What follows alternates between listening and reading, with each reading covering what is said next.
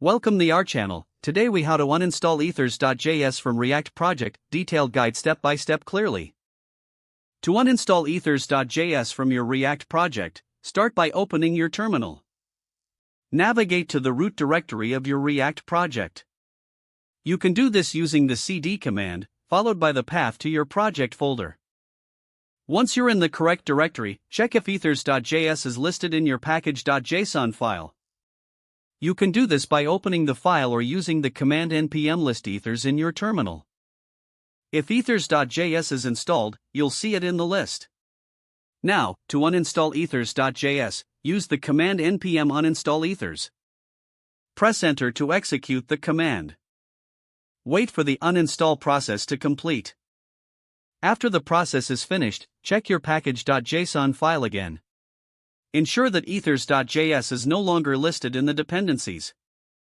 Next, if you have any import statements in your React components for ethers.js, remove those lines. Check all relevant files to make sure no imports remain. To ensure your project is clean, run npm install. This will refresh your node modules and remove any residual files.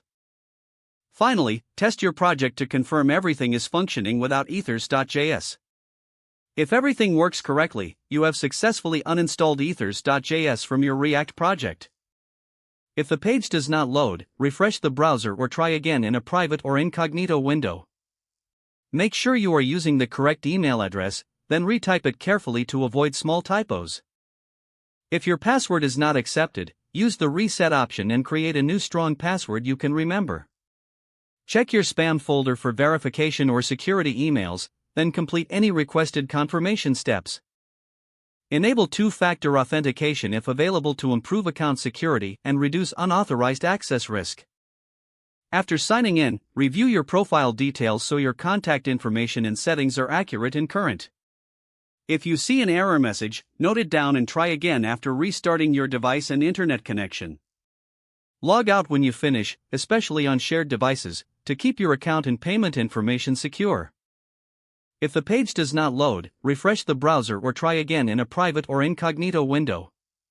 Make sure you are using the correct email address, then retype it carefully to avoid small typos.